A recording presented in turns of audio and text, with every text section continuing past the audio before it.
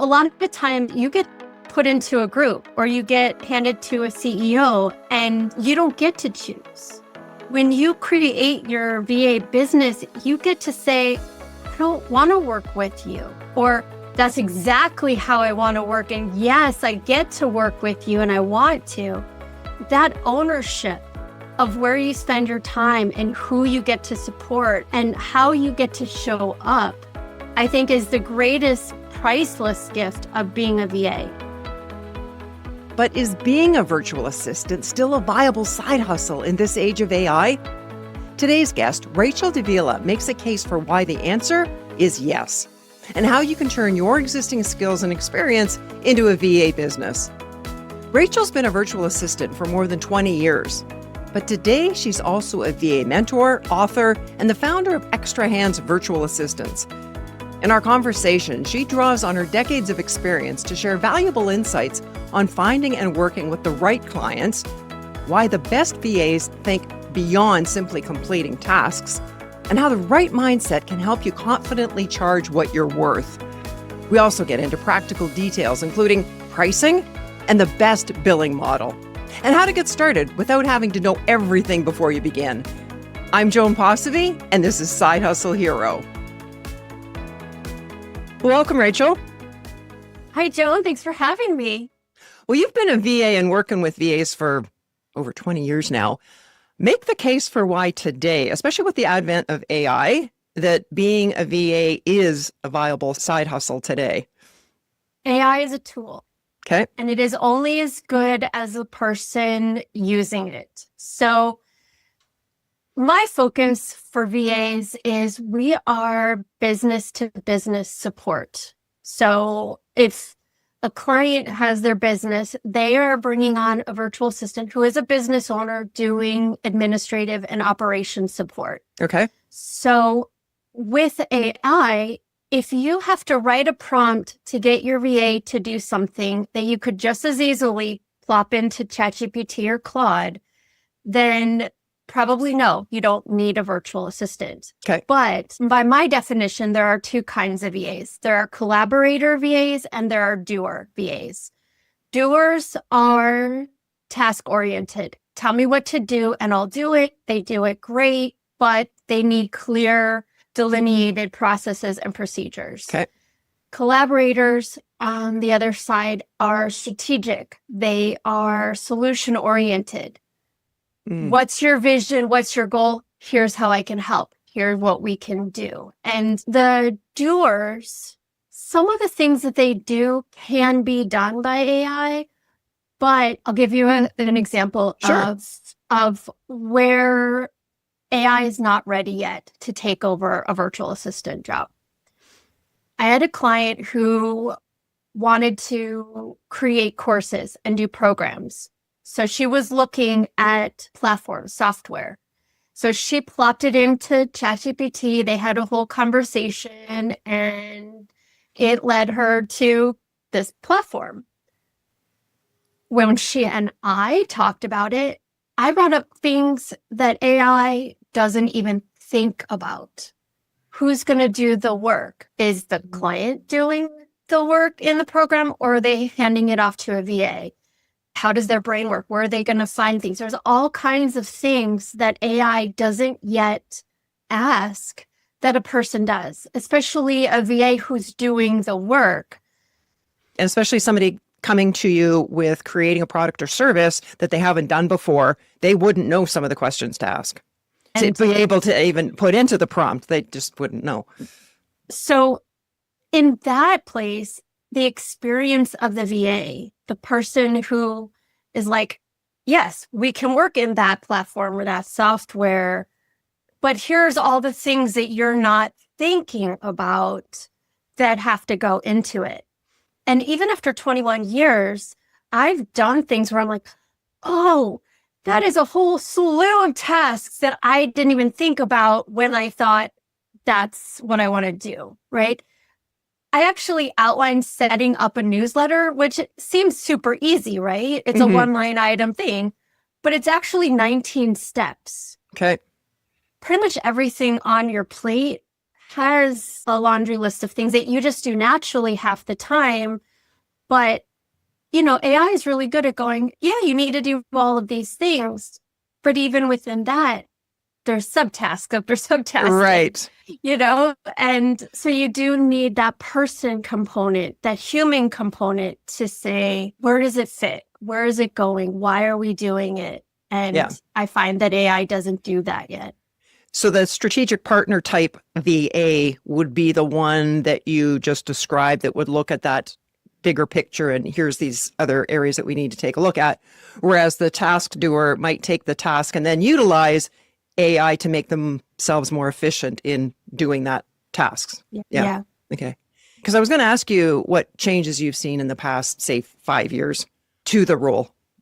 So what's interesting is when I started my business in 2005, no one knew what a virtual assistant was.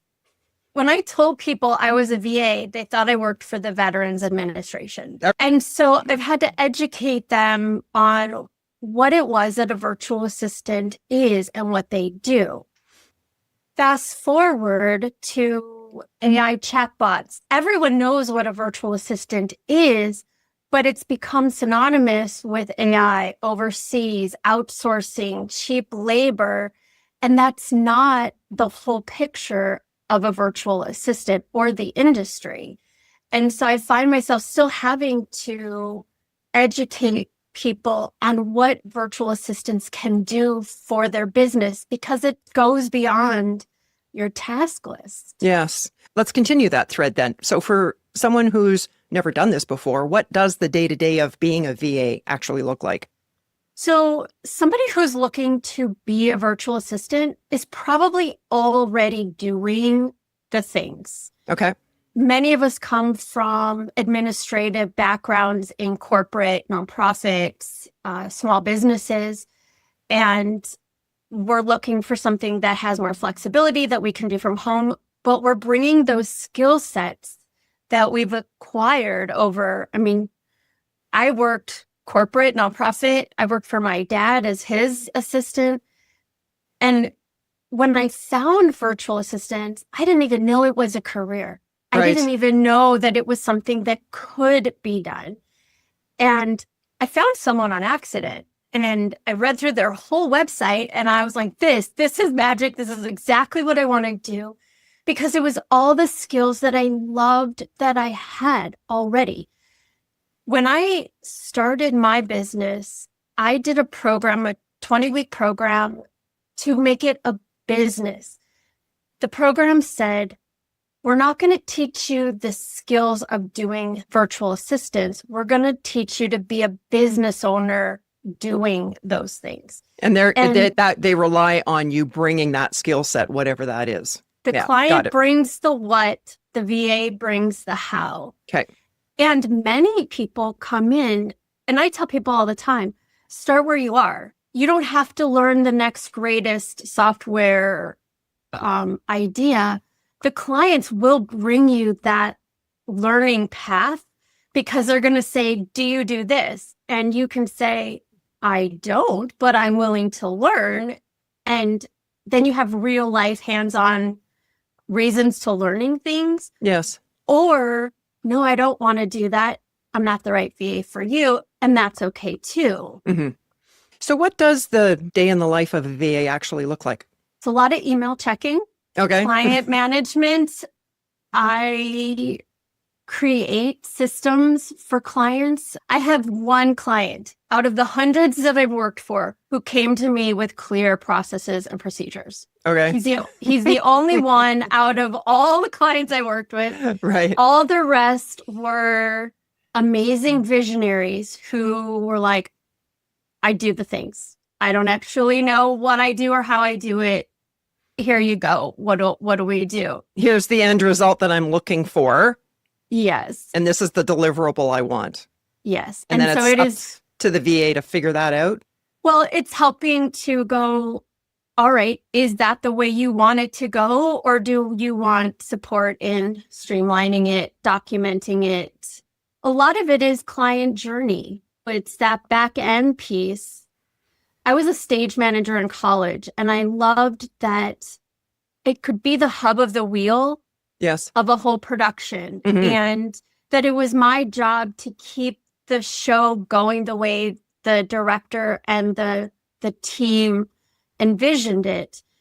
And that's really what a VA brings to a business owner is, what do you want that to look like? And how do we create the system so that we consistently show up the way you want us to, the way you want to? And so it could be setting up calendar links so that there is ease in scheduling. It could be making technology talk to each other so that when someone schedules it, they get this email and all of that. So a lot of times it is that thought partnership, that brainstorming.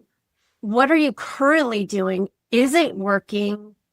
If it's not working, how would you like it to? And let's set something up.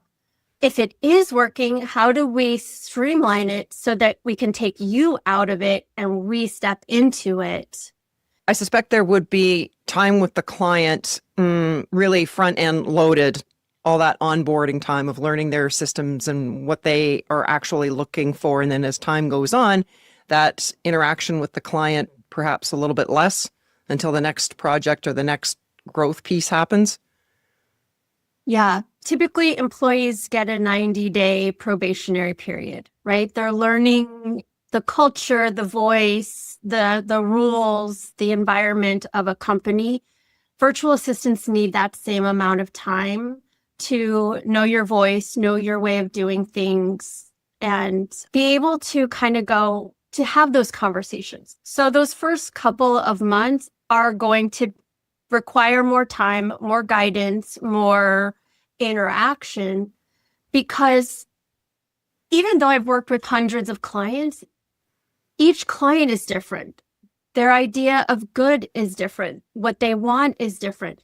I have 3 coaches who do essentially the same thing, but each one does it differently. And Sure. what they require of me is different. So that first probably 3 months is when we're learning your voice and what's working for you, what that looks like, creating that conversation piece. And then as that comfort level grows, it tapers back. Or I've seen it where clients came with, wow, that was faster and easier than I thought. Can you do this Right. and this? Yep. And the creative download just comes and things just grow from there. Well, what attributes or characteristics make for that rockstar VA? I would say detail-oriented, proactive. That's huge, I think.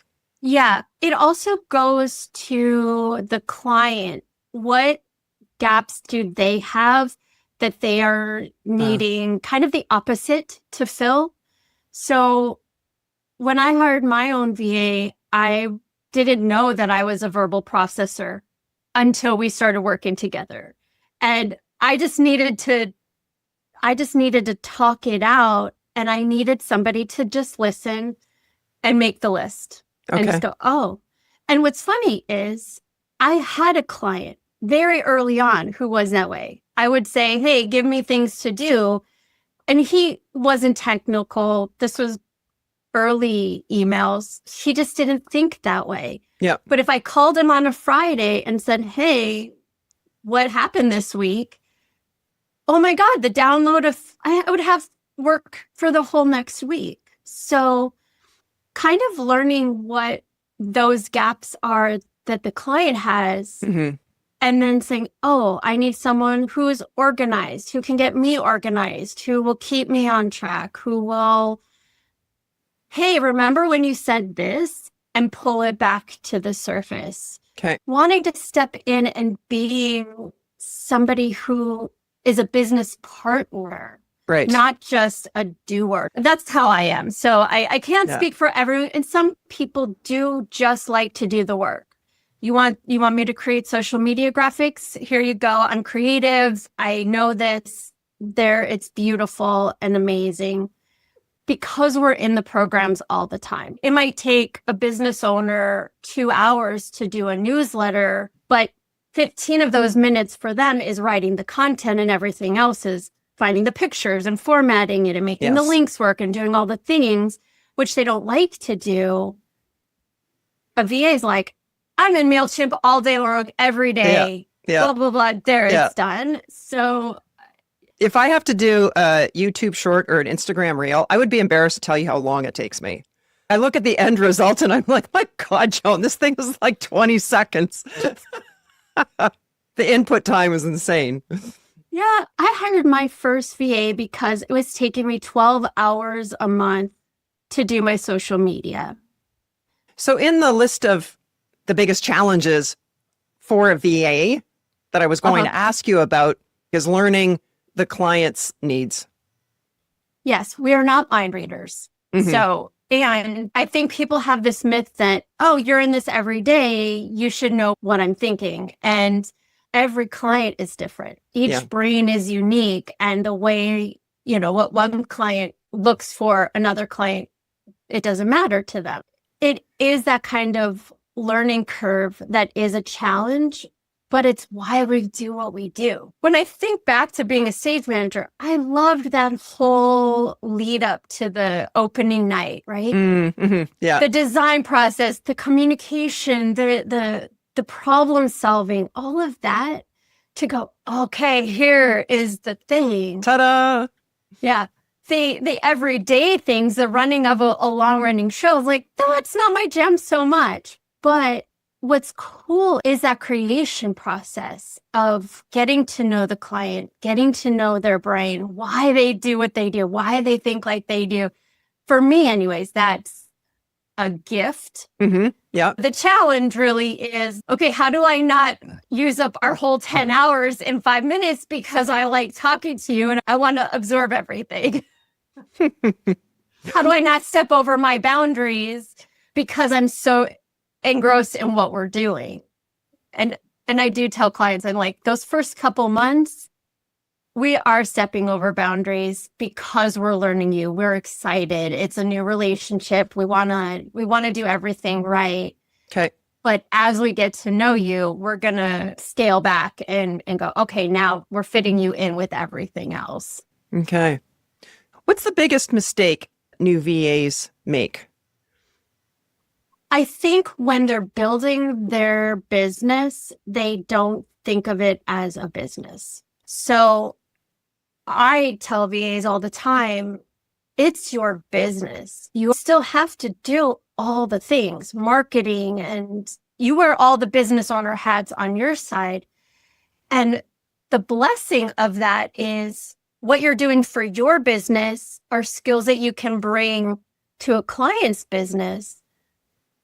And the challenge is if you don't do the business side things, then it makes it harder to grow your business. So making sure that you not only wear the doer hat, like I'm in my business working with clients, but also having that knowledge of, and I'm a business and I got to think about it. I got to do my own newsletter and my own social media and my own growth. And you're talking from experience here because this started as a side hustle for you too, didn't it? Yeah. In 2004, my corporate job let us know they were downsizing all the administrative staff.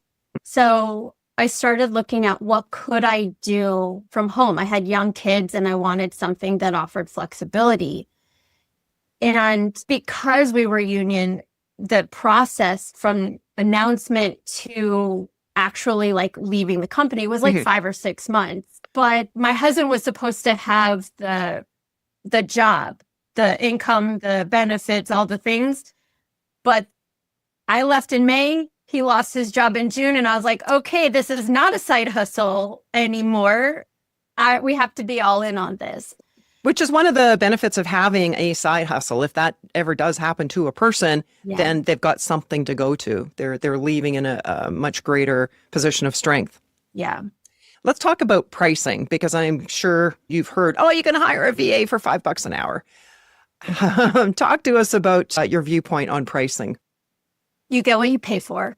Okay. And cheaper is not always inexpensive. So if you have a $15 or $20 VA, but it takes them 3 hours to do something that a $60 VA does in 15 minutes, are you saving money? Okay. So I think that there are some things that overseas low-cost VAs do very well. I have a team in the Philippines, and he does amazing graphics. And the money that he charges me supports his family very well for where they are. Okay. So somebody getting into the business then as a VA, it sounds like in order for them to be financially successful, because of the competition out there, they really need to lean towards more of that strategic partner than the task doer, or not necessarily? From the VA perspective, I encourage the individual to look at what they need to make to be successful for their business. Now, it's understanding that your hourly rate includes taxes, overhead, software, hardware, all of the things, right? It's not just your time, Okay. right? I Yep. would talk to an accountant wherever you are and find out what the tax implications are for you in your business. And that's different for US or Canada or overseas. But because it's a business, you still have to pay into taxes and all those things. Yep. So your hourly rate has to reflect what you want to pay yourself to support your family or the reasons you're doing the work, but also take into account whatever programs you subscribe to, your computer, printing, Yep. ink, all of that gets included. If you want to take vacation time, what does that look like, right? If you're charging $20 an hour, then you're really only making $10 an hour because 10 of those dollars have to go to overhead. So is it sustainable for you to work for cheap? What is the minimum you can work? When I was in corporate, I was making $20, $25 an hour. So when I started my business, I couldn't go lower than 40, 45 because I had to pay myself for that $20, $25 an hour. Plus I had to put money aside. So when you're thinking about your rates, it's not just what is the industry support? It's what do I need to be successful? And I live in California, US, and the cost of living here is much higher than Indiana or Alabama or Florida even, right? So even across the board, other areas, because the cost of living is lower, their hourly rates can reflect that, and they're still profitable as a business. But if they're running it online, the client doesn't care where you're living. I understand what you're saying about having to incorporate all those costs, but then the VA really has to show up and say, here's why I'm worth that. Yeah. So part of that on the VA would be the skill set, but then also the mental game of them going from, say, that corporate job that you described for 20, 25 an hour, and suddenly the next day they're trying to charge 40 to 60. Yeah. How do you help VAs get over that mind block? There's building confidence around the outcome you're providing. We are not just doing tasks. We are providing outcome for business owners. We are showing up to do the things that matter to their business, but aren't theirs to do. They're ours to do. If we step in to make sure that our clients are seen, are visible, are consistent, that makes their business grow. That is an outcome of the jobs that we're doing, not the tasks. So I encourage business owners to look at VAs as an investment in their business, especially if they're doing a partnership type relationship, right? It may not be immediate, but the things that we do, the systems we put in place that make things easier or run smoother, the white glove concierge for the clients of the client, all of that creates testimonials, creates repeat customers. The flow-on effect of what we do is what I encourage VAs to think about. It's not just, I'm sending out a newsletter. That's a task-oriented transaction. And if a client is only looking at the transaction, are they the right fit for you in your VA practice? I want to build a relationship with my client. They know they're not just getting my skills, they're getting my 20 years in business. I had one client say he was going to hire a business coach once we got in the flow, but he didn't need to because I brought 20 years of business acumen and he could ask me those same questions. Yes. I know so many VAs who are just starting out their business and they think, oh, I'm a brand new VA, but they're forgetting the decades of experience that they're bringing to the table. Okay. Yes. And so I really do encourage a VA to not just think about their time in business, but their years of experience and what they're bringing and how that shows up as an outcome, because that's where their price per hour is reflective. Now, I'm not saying that's easy, and I am not saying that doesn't come with a lot of internal work. I mean, I've been in business 20 years, and I'm still learning that is as an outcome. Mm-hmm. And the other thing that you said, I think, is really key, too, is the right client. If you're starting a business as a VA or any industry, really, you're not going to be a fit for everybody. Right. And that's okay. There was an episode that we dropped actually just a couple of days ago where this person had 45 clients and he made the strategic decision to really focus on a certain type of client, and his client base went from 45 down to 9. Yeah. But for those 9 clients, they provided 9 times the revenue per client that he was getting with the 45. So you can end up making more if you're more selective. So you might be new to the industry, but you've got these decades or years of experience. Yeah. And I think that the right fit works on both sides of the equation. Okay. And you're not going to be the right fit for everyone. Mm-hmm. But one of the things that I loved when I first started becoming a VA was the virtual assistant industry is not competitive. We are colleagues, we are community, we are collaborators. I love meeting virtual assistants all over the world. I've met people in Venezuela and India, and I think someone was in Topanga, because I'm not the right fit for everyone. I don't want to be. I'm not going to work with everyone.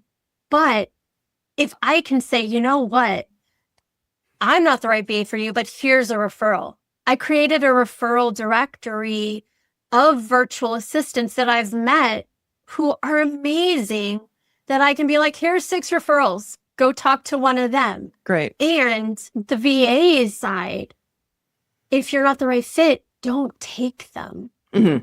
Yeah. Right? Because if you fill your business with less than ideal clients, you're not going to be happy either. So when you're thinking of your business, what are those client attributes that you want? Do they want me to succeed as much as I want them to succeed? Yeah. That was a question that I learned in my training program, but a lot of VAs don't think that way right now because they're just jumping in. And in part, they're jumping in because of, in part or 100% because of the monetary aspect. And I know it's going to vary hugely where you live, what you have to offer, your experience, but give us a range of what VAs are charging per hour. I would say in the US and Canada, it's $40 to $100 an hour. Okay.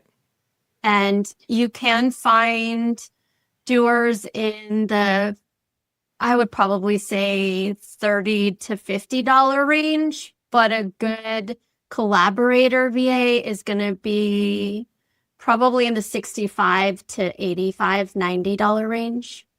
Okay. Provided they're very efficient, you get a lot of value from that. Yeah. Well, how does a VA find their first client?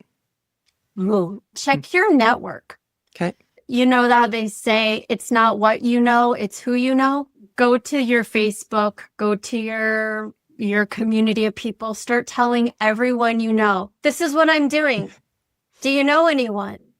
because the people around you are connecting with other people. And so if I tell you, Joan, you're telling your whole audience, or you're going to a network meeting and you're like, oh, I just met a VA. Let me introduce you, right? So checking with your community first, I would say like the people that you already know, because people like to be helpful and give that support. There are different organizations that have directories of VAs, especially like the training programs. I have a VA referral directory and a referral program. Nice. So for getting clients yourself, what has been your most effective platform? You haven't mentioned LinkedIn yet. Is that a part of it? I'm on all the social media platforms and I put stuff out there. Most of those are connections to people who are needing my surrounding services. I always tell a client, if I'm not the right fit, I can find someone for you. Right. But for building my VA business, it was referrals. It was word of mouth. In the very beginning, I had a very unique niche, and I felt like practice really quickly because all the promotional salesmen that I worked for knew each other. And they were like, Rachel does what you need, call her. And that became how I started. What was your niche?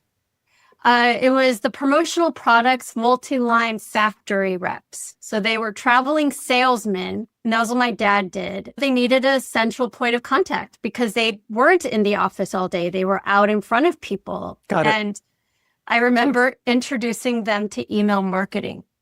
Constant Contact was the first program that was for the everyday business owner. And my guys were like, you want to learn it? Go for it. And they had no clue what it was. They didn't care. They were handing catalogs and flyers. That's right. Yeah. They were doing their sales thing. Yeah. The VAs that you're working with now, do you find the most successful ones are generalists, or have they really found their niche and drilled down on that? I think at heart, we're pretty much all generalist, but because the term virtual assistant has gotten so flooded with we get lumped into a lot of different industries. So I do think that some VAs who do niche down can verbalize themselves beyond the VA title, but I don't think you have to. But I think if you are that higher level, executive level support, it might help to niche down a little bit. Like I create systems or workflows, or I know go high level, or things that kind of set you apart. Yeah. Because to me, virtual assistants now is, and I implement it. I do this specific thing and I can implement the work. So it's strategy and implementation, which does delineate between I'm a virtual assistant and someone has these expectations of low cost, high volume. There's so many aspects, like any business, that is forward facing to the client. So the VA would have to have that nice looking website and LinkedIn profile and social media. But in the end, what do you feel is the thing that really makes the sale? The person. Okay. Having the confidence in being able to say what you do, how you work, what your pricing is, really owning it. Because if it's the right client, they're not going to blink at what you charge or how you do it. Yeah. They just want to feel supported. And having the confidence to back you up, even if you're faking it till you make it, I feel is key. Because if you're wishy-washy, the client's going to not feel so safe in handing over elements of their baby to you. Yeah. But if you're like, I got this, I'm doing it, and this is what I charge, and this is how I show up, and you have a clear process in the interview, leading the interview, knowing the questions you want to ask, listening to the client, and not necessarily jumping into working right off the first discovery call, saying, Okay. yeah, I really liked talking with you. Let's schedule a second call and go over deeper things. You don't get married on the first date because you liked what they said in a profile. You Right. want to get to know the person. I've had discovery calls that were 20 minutes that went an hour and a half. I'm like, okay, we did the whole Yeah, right. process, Okay. right? Yeah. So there's that initial contact where the prospective client reaches out to you as the VA. I suppose then that's the next step, the discovery call. What's the objective of that first meeting, that first discovery call? On paper, my process is this. The discovery call is like meeting for coffee. Do we like each other's voice? Can we talk about small things? What's the rapport like? Right? You know, chemistry is real. The vibe is real. If you can't have a 20-minute conversation, you're not going to work well together. If that 20 minutes leads to an hour because you can't stop talking, you're going to get along well. What are those deal breakers? Or, well, deal breakers probably is like a second or third date kind of conversation. But it's knowing like, okay, this went really well. Let's schedule a second call, a longer one to go over the things. Specific needs then. Like I do ask in the discovery call, what are you looking for help with? Because if there's things on your to-do list that I don't do, I don't want to waste your time, Sure. even if things are going really, really well. Yep.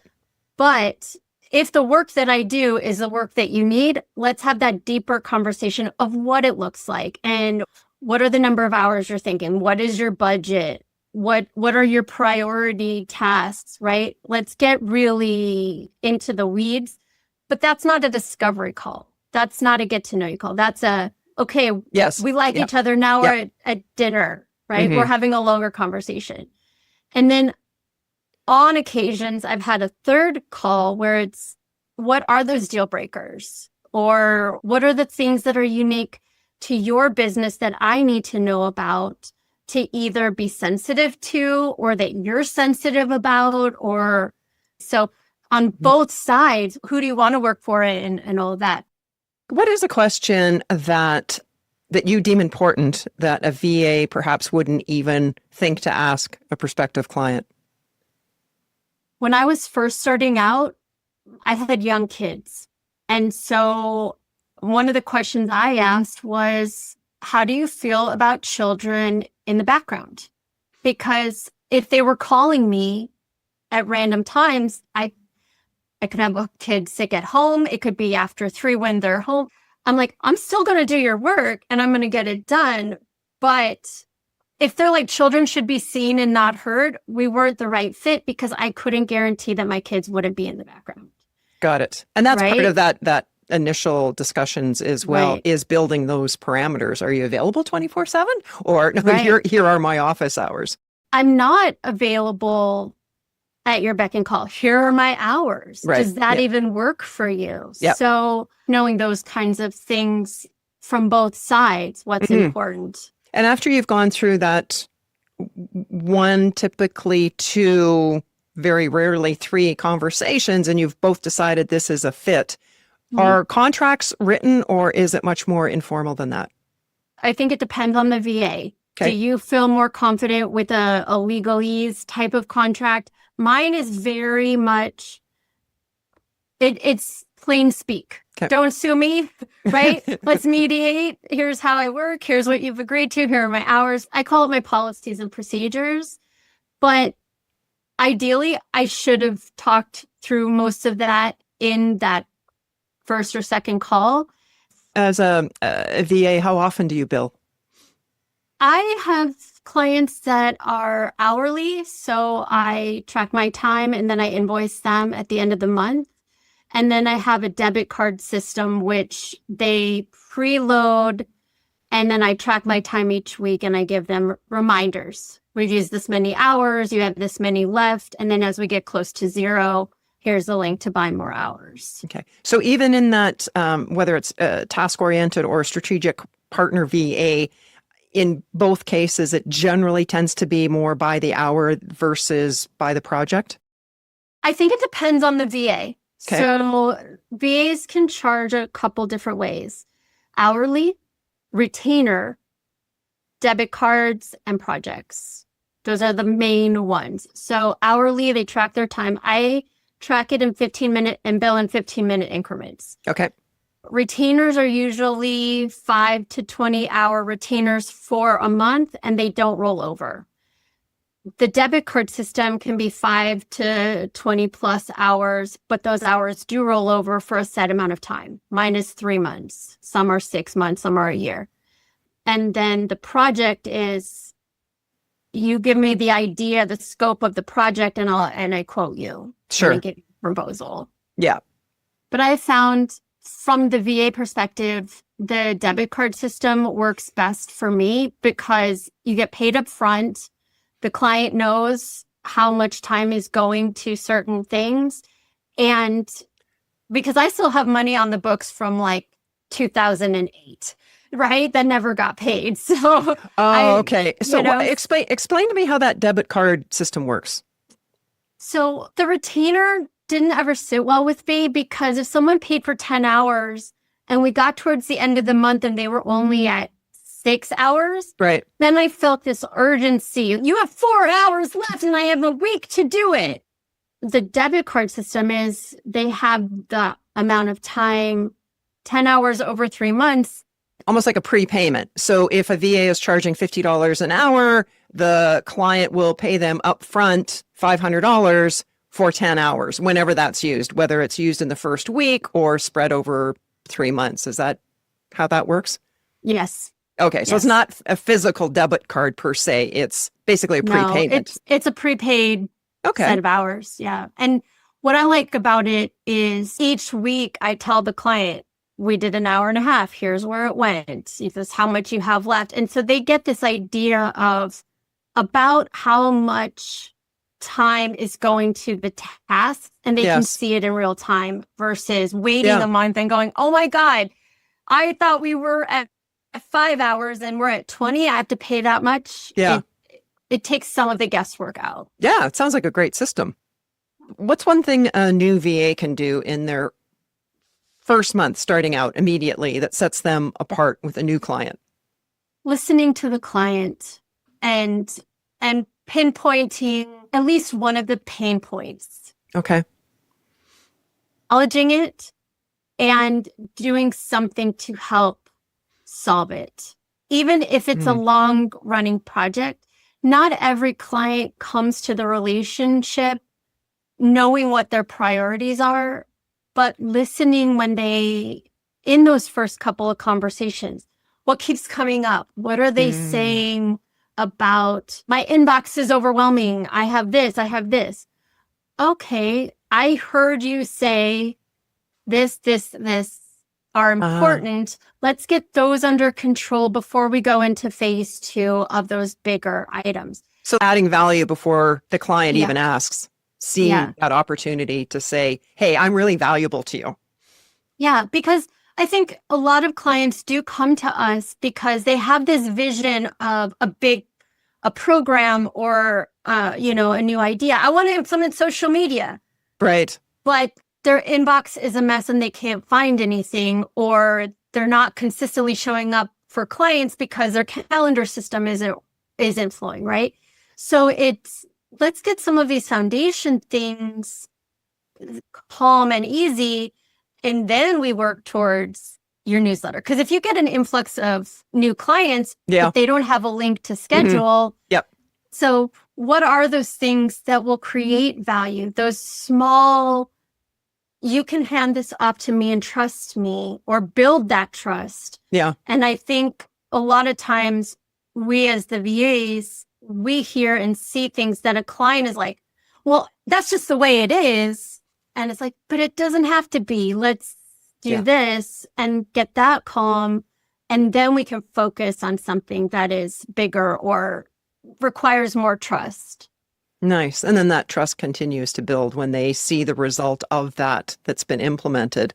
Right. I think, okay, well, and they would say, okay, Rachel, so what else should I be doing next? Right? Yeah. Well, after 20 years of watching people build this into a business, what's the biggest thing that surprises the new VA once they get into it? That they are amazing bosses. Especially if they haven't been before, yeah. A lot of the time, as in the industries, administratives, you get put into a group or you get handed to a CEO and you don't get to choose. Yeah. When you create your VA business, you get to say, I don't want to work with you. That's not how I want to work. Or that's exactly how I want to work. And yes, I get to work with you and I want to. That ownership of where you spend your time and who you get to support and how you get to show up, I think is the greatest priceless gift of being a VA, is being able to, it's seeing the ripple effect. I'm not doing brain science, but I am creating ease and structure and support so that my clients can really shine with their clients. And that ripple effect goes outward. I work with a lot of coaches, and when they get to show up and they know their clients are getting the welcome email and they're getting the pre-work for the coaching sessions and all of that, means they just show up and they get to interact, and then their clients go out into their world having done the work and showing up and all of that. I have no ownership of that except that I got them what they needed so that they could show up and do the things. Nice. And getting back to that point of choice that you mentioned too, once a VA builds up his or her business and they've got multiple clients, if one of those clients is not working out, they can terminate that relationship. And it's not like they're walking away from an entire job. It's just one client, and they've got these other income sources from the other clients while they continue to build their business. Yeah. My dad did say it's okay to fire a client. I remember feeling like I couldn't. I had one client who put every task in all capital letters in the subject line of an email. And I felt like every time I opened an email, she was yelling at me. And I was like, I love you. You're a wonderful person, but I can't do this. But to your point, and for anyone who is thinking of building a VA business, be careful with taking on super big hourly clients. If you've got a 40-hour client and they're 80% of your business and it doesn't work out, now you have to fill in 40 hours. Now, I know people who do that and it works out fine. In the state of California, I can't go over 40 hours with a client because then I'm an employee, not a contractor. So know the rules and regulations of where you are about what constitutes a subcontractor. Right. Because that's what you are as a VA. And you can have big bucket clients, but it can make it harder to let go of a client if they are a huge piece of your business. And if that VA chose to, if they're looking at that kind of growth with those larger clients, they could start then moving into an agency where they themselves are hiring VAs. Yeah. If someone listening is on the fence about doing this as a side hustle, what's one thing that you tell them to do this week? So many things. There are some training programs out there to create a VA business. So I might offer that they do some research into one of those and see if any of those are the right fit. Yeah. I wrote a book called Hey, Do I Need a VA? A how-to guide to find, hire, and work with a virtual assistant. Now, the audience is business owners, but for you, if you're thinking of becoming a virtual assistant, you can flip the exercises around. Rather than what is your handoff list, what does your service list look like? Right. Rather than what is your budget, how are you going to charge? What are your rates? So you can take some of the exercises in the book and flip it. I call it the love it, like it, hate it list. Okay.